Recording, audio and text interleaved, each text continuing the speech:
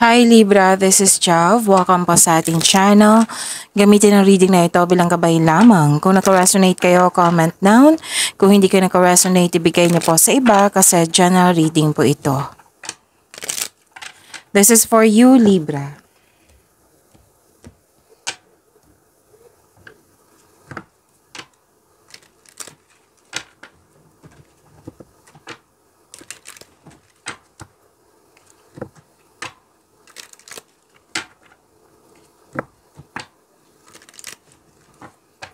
Para po ito sa iyo, Libra.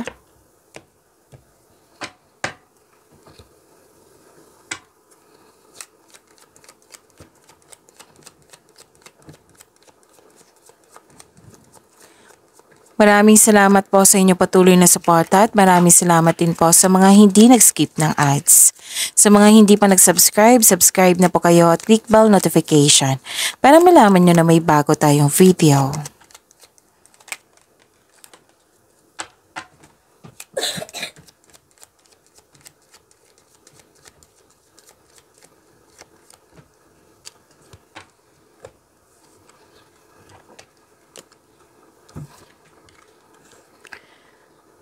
Libra,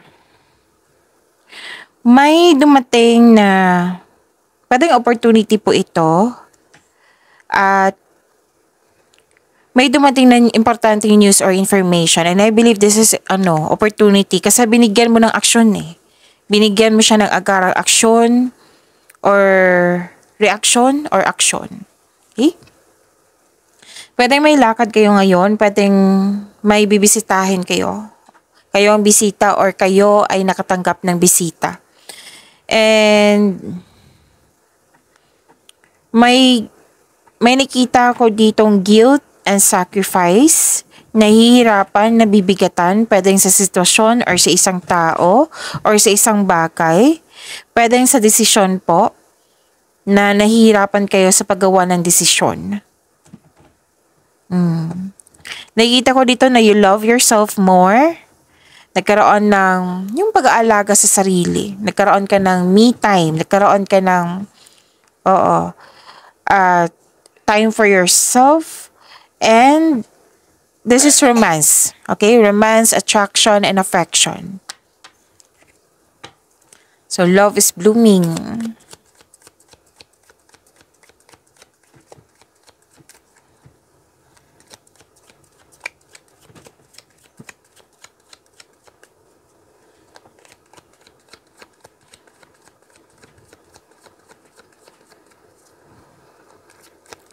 Energy po ni Libra.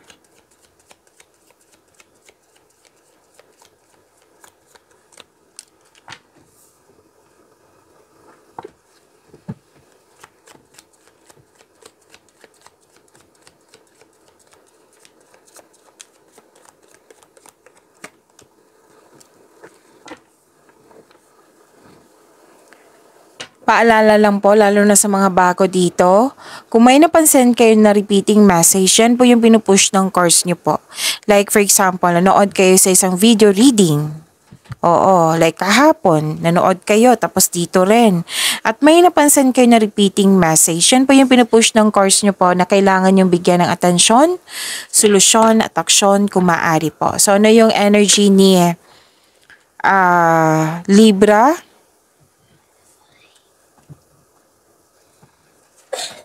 Wow, ang ganda nito. You have overflowing abundance. Ang ganda, Libra. Satisfaction and abundance, may natapos ka, pwedeng proyekto ito, or nearing completion, malapit na matapos.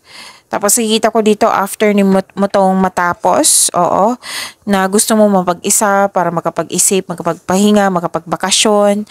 Yes, this is overflowing abundance ha, ang ganda nito. Thankful ka sa mga biyayang natanggap. So, successful and satisfied ka sa buhay. And this card asks you na mag-relax at mag-enjoy. Kasi deserve mo naman itong bakasyon na ito, itong pahinga na ito. And ang sabi ng card dito, share your good fortune to others and your generosity will always flow back to you. Again, babalik yan sa'yo. yung pagiging mabuti mo sa kapwa. At your health is improving also. And you're welcoming overall feelings of happiness and joy. So make a wish. Oo, make a wish and continue to follow your intuitive guidance on your path. Yung patuloy mo lang makinig sa inyong intuition kasi ito yung magagabay sa'yo so kung ano yung susunod na hakbang, ito yung magtuturo sa'yo sa right path patungo sa success. And please know that this card, nagsabi po dito ha, this card is a signal of abundance in all areas of your life. So, claim this overflowing abundance. Libra, ang ganda nito.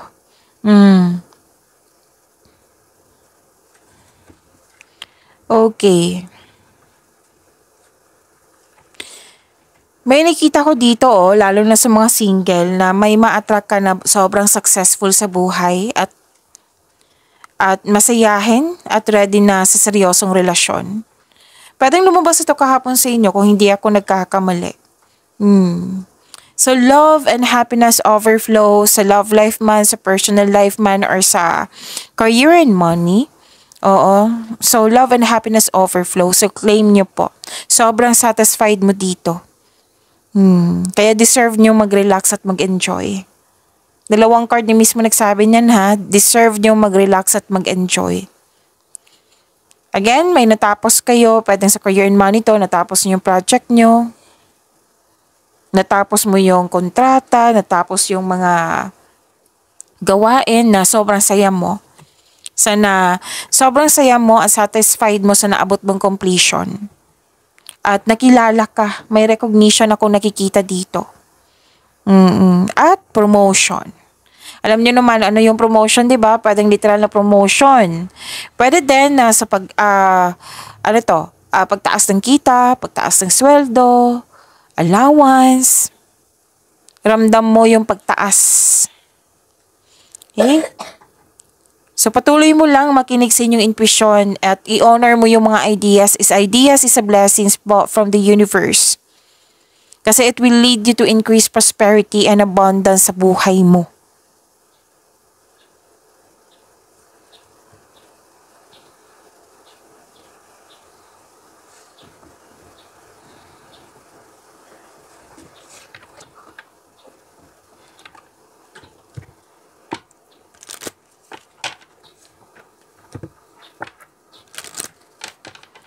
So this is intellectual ambition.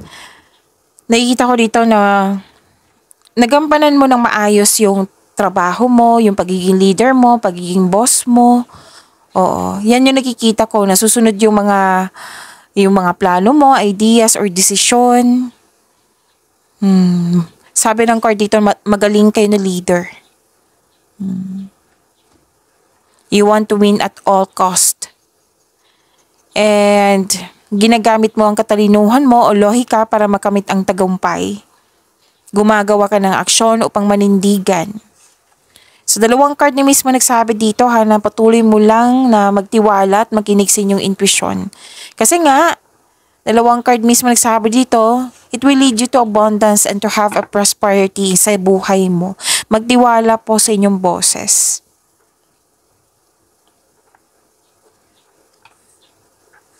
So, ginagamit yung lohika nyo kaysa sa emotion. Mataas din yung pasensya nyo.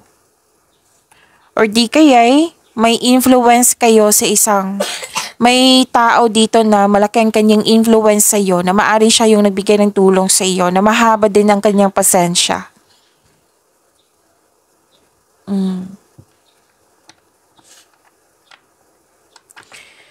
So, yung pagiging mabuti mo sa kapwa mo, ginagalang ka at kinikilala ka.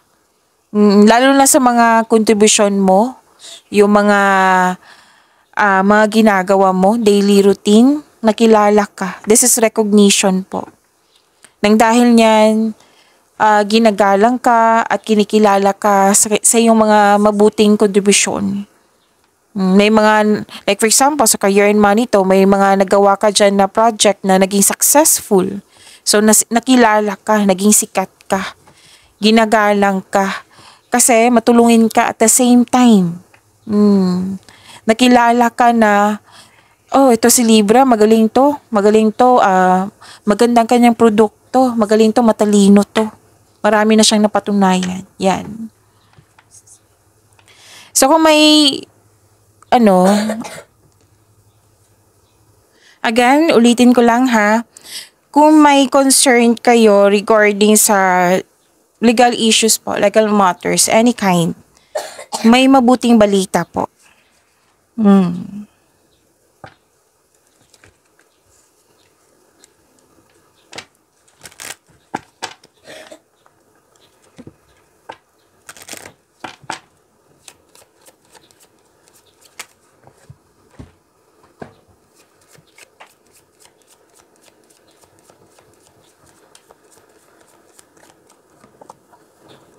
Oh,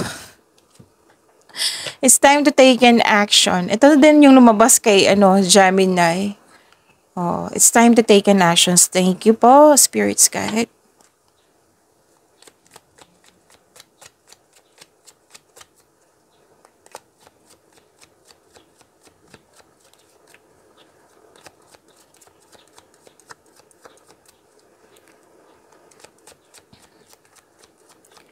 Career and money po ni Libra.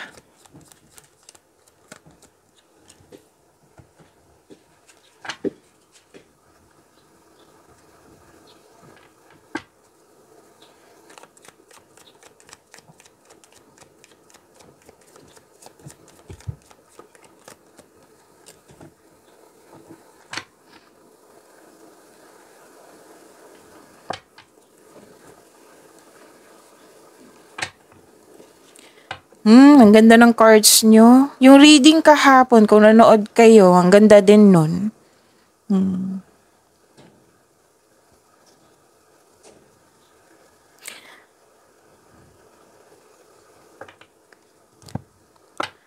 This is new beginning. And lumabas pa rin yung abundance dito. Ang ganda, Libra. May parating na blessings, gift from the universe, posibleng new job opportunity or unexpected sum of money. Pwede din nag-take ka ng first steps para ma-enhance o ma-increase yung kaperahan mo. Yes, pera talaga nakikita ko dito. Yung dahilan sa inyo sipag, most of it, pera talaga. So, dito yung clarification ng card dito. It's time to take an action. Okay? Binigyan nyo ng action yung matagal mo ng plano. Binigyan nyo ng action yung malapit mo nang matapos sa proyekto or ginagawa dyan. So, expect na magiging busy kayo.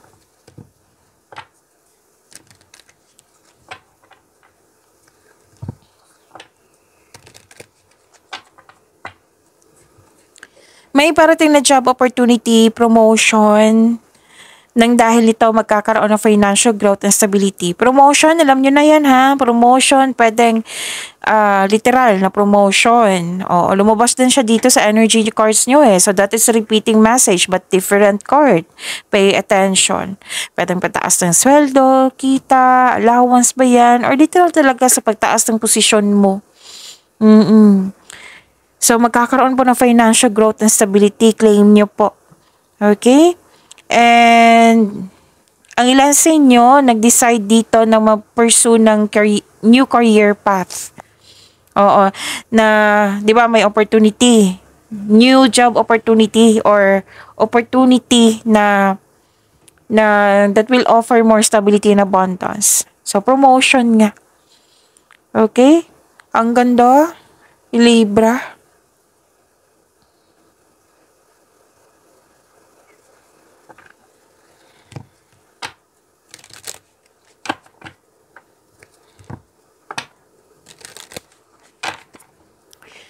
And this is you're showing your kindness to everyone. Second card ko na tong nabasa sa inyo na you're showing your kindness to everyone. Sabi ko naman sa inyo kung naging mabait kayo sa kapwa nyo, babalik yung good karma sa inyo.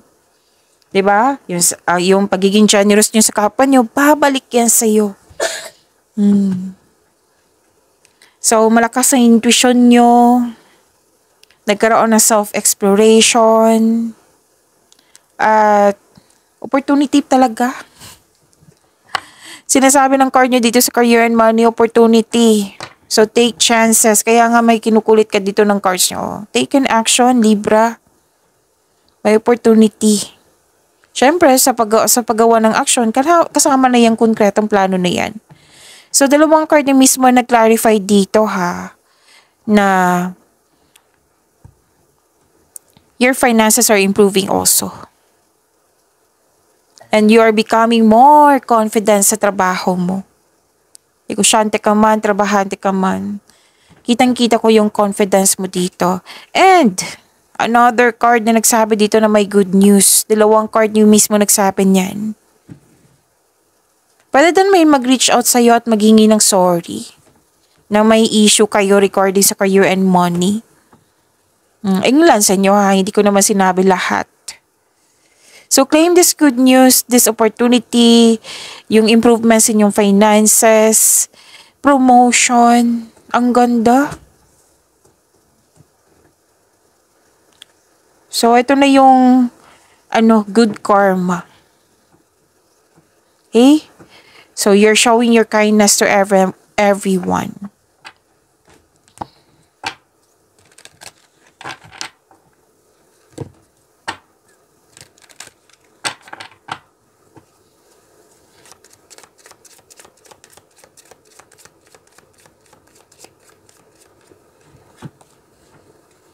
Okay. Planner, take stock of your finances and identify what needs to change. Inventory, planning, monitor, and control. Yan yung sinasabi dito. Regarding sa finances to ha. Kung ano, yung pag-isipan nyo kung paano papalakihin yung pera nyo. Tapos sunod-sunod na yan. Na ano bang dapat yung gawin mo para mas lumaki yung income mo. So, kailangan mo ng plano niyan. May chances dito, di ba? Financial stability, ang ilan sa inyo naabot na, ang ilan sa inyo parating. Okay? So, planuhin nyo na mabuti kung saan patungo yung money nyo, yung income nyo, kung paano papalakahin. Okay? Pagbutihin nyo. Siyempre, kasama na yan yung savings, right? Kasama na yan.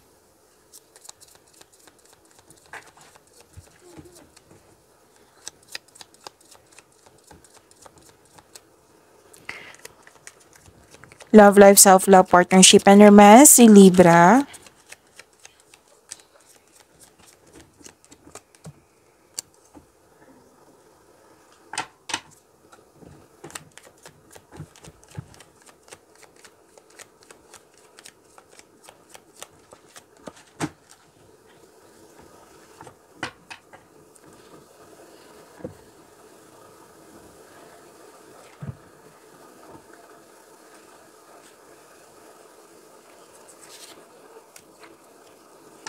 Okay.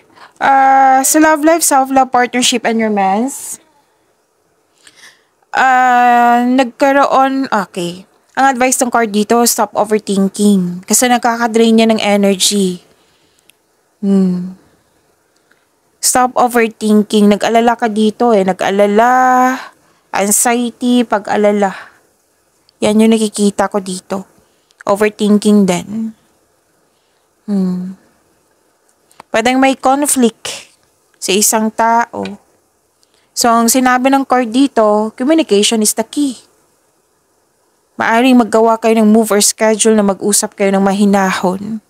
So, whether single ka man, may relasyon sa buhay mag-asawa to, gawa kayo ng schedule, mag-usap po kayo. Para hindi na mas bumigat or, anong tawag dito? At mas lumala, oo. So, ito pala yung sinabi ng card nyo dito na may nahihirapan na bibigatan ka. Nang dahil sa conflict na ito. Pwedeng conflict sa isang sitwasyon, bagay. Pero most likely sa tao to. So, kailangan nyo mag-usap. Maging maayos po ito kasi sinabi ng card dito na take an action, make change. Itong pangyayaring ito ay pansamantala lamang at lilipas din po ito.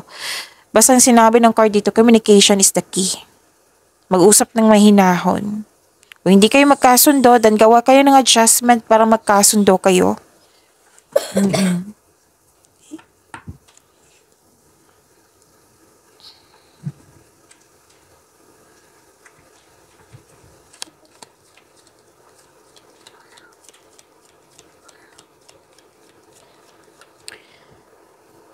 Okay, nagkaroon ng conflict kasi may bigla. What I meant is may sikreto na mabubunyag. Pwede. Pwede sa pag-uusap nyo na may sikreto na mabubunyag.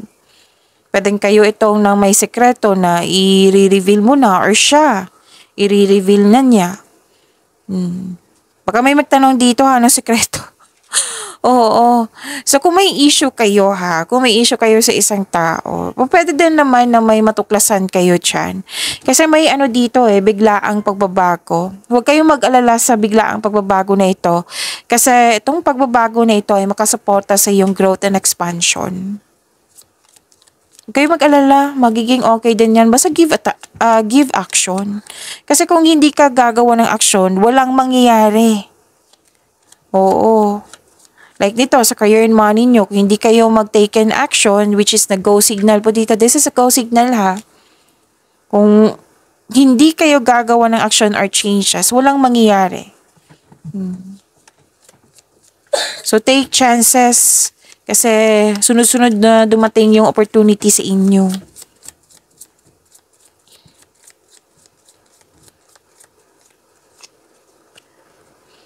Acceptance is the key to inner peace. At times, we must accept things as they are. There is no point trying to change that which is beyond our control. Okay? Pagyamanin niyo po yung blessings sa binigay sa inyo ni Libra. Pagyamanin niyo po yung blessings sa binigay sa inyo, Libra. See you tomorrow. Maraming salamat po.